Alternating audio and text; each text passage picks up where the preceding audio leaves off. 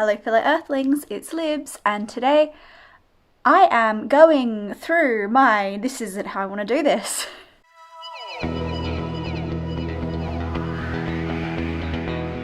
Hello fellow Earthlings, it's Libs. Last year I went through some of my books and predicted that they would be 5-star reads, and today I'm going through them to see where I was right and where I was also wrong. I'll make sure I link my original video up here somewhere so that you can cringe at new to YouTube Libs. But other than that, let's get started. So there are 2 books from the original video that I haven't read. One is the Catherine of Aragon one, because the joke has been that I'm just never going to read that book. I may accept it at this point that I'm never going to just finish it. I think I liked the first half of it when I read it at the time, but it's been a while and I have no interest in picking it up again. And it's one of those books that I was so interested in at the time, but I'm less interested in it now. The other book I have not read is The Murder of Roger Ackles. Mainly just because I forgot about it. I do intend to read that at some point, but I doubt I'm going to read it this year. And I don't want to put this video off even longer just because I haven't read one book. So I'm just going to forget about that for now. Read it in the future. I know it's meant to be great. I still have high expectations of it. I just haven't really been in an Agatha Christie mood recently, so I'll get to that later. One of the first books I talked about in my video last year was Swing Time by Zadie Smith. I had extremely high expectations of this book because everyone seems to love Zadie Smith, but I think the book that she's really well known for is White Teeth, and I haven't read that yet, but I will be soon, hopefully. I always say I'm going to read books soon, and then I never do, but I will at some point. This book follows our unnamed protagonist as she grows up, and it explores her relationship with her friend who's this brilliant dancer, and our protagonist wants to be a brilliant dancer but she just doesn't quite have the talent, and explores how their lives change and the career in media that our protagonist gets. It also looks at class and privilege and race, and it's very, very interesting. I gave this book 4 stars. I think when I first read it I gave it 3 stars, but as time has gone on I've grown to appreciate this book more because it's just so interesting and it stays with you. My only real issue about it was just that you kept it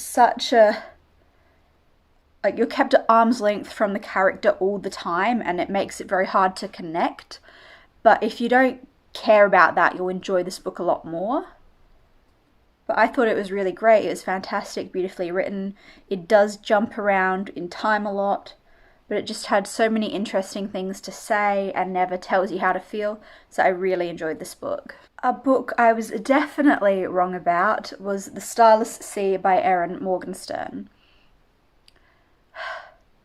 I feel like for a while everyone on BookTube was obsessed with this book. I can see why. We all tend to love books about books, but I think I've just outgrown this type of fantasy, or that I'm just not interested in this type of fantasy anymore. I think when I was like 19, 20, this would have been something I would have loved, but these days it's just not for me. It's very atmospheric and I don't know, it just focuses a lot more on setting up the feeling of the place and some stuff about the characters, but by the end the plot is so all over the place that I don't know what I read exactly, and it just wasn't quite for me. I appreciated a lot of the writing. Some of my favourite sentences in a book are in this book, but it's just not a book I'd really recommend unless you like light fantasy and ambiguous endings, then you'll probably love this, but it just wasn't quite for me. And I gave this 3 stars. The other book I was wrong about. We know this. This is the joke now. It's just, I talk about how much I was going to love this book and how much I didn't love this book.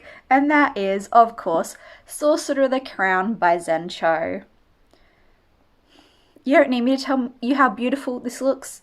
You know, I feel like I've mentioned this book in at least one video a month since February. It's beautiful. I think this is meant to be somewhat satirical of the fantasy genre, but it didn't really land for me. And if it wasn't meant to be satirical, then it really didn't land for me. It's this fantasy set in the Regency era in London, and women aren't allowed to practice magic, but men are, and no one trusts our lead character because he's the first African sorcerer royal, and he was meant to be leading all the magicians and sorcerers, but they don't like him or trust him, and then he's trying to train this woman he finds to also be really good at magic, even though everyone's against it.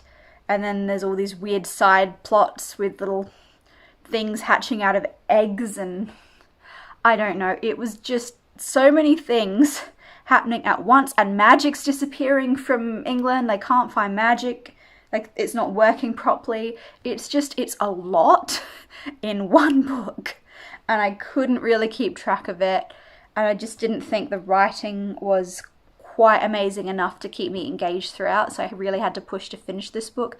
I think I gave it 2 or 2.5 stars in the end, because it wasn't for me. The final 3 books are the ones that I got right. I guessed that these would be 5-star reads, and they were. First, I've got Cersei by Madeline Miller. This is one of the best books I've read so far this year. I love it.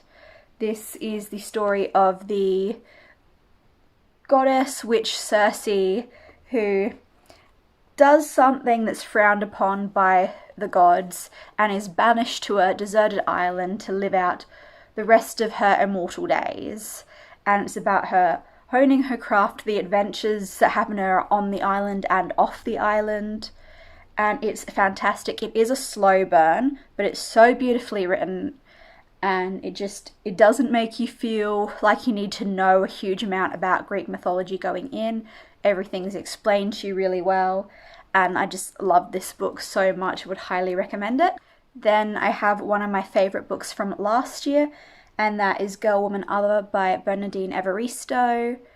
I don't think you need me to tell you what this book is about. We all know. This book has been everywhere since it won the Booker Prize and was shortlisted for the Women's Prize for Fiction last year. This book explores the lives of 12 mostly black, mostly women in the UK, and it kind of feels like a collection of beautifully written short stories, but all of these characters are connected to each other in some way, and it's just so beautiful. It explores so many interesting themes. Everyone's story is so different. I really, really enjoyed this book, and 5 stars, 5 stars. Second best book of last year, I think. I loved it. And the final book I have is the second book in the Winter Night trilogy, and that is The Girl in the Tower by Catherine of Aragon. This follows the first book, which is The Bear and the Nightingale. It's set in, I want to say 1600s Russia? I think it's 1600s. Not sure. And it follows this young woman as she can see these creatures that no one else around her can see, and people don't trust her and they think she's a witch. And it's about her learning how to use her skills. This one, she's trying to find some of her family that she's been separated from, and it goes into a lot about Russian mythology, and it's so beautifully written. I love this book so much. I really want to get around to reading the final book in the series, which is The Witch in the Tower, but I'm saving that for December because I'm using that as the final book for the Buzzword Readathon. But I'm so excited to finish this trilogy. Loved this book, loved the first book, and I'm sure the final book will also be amazing. Okay, so that is it for this video. I will link socials and my blog that I just started down below, so you can check those out if you want. Like and subscribe to see more from me, and I will see you next time. Bye.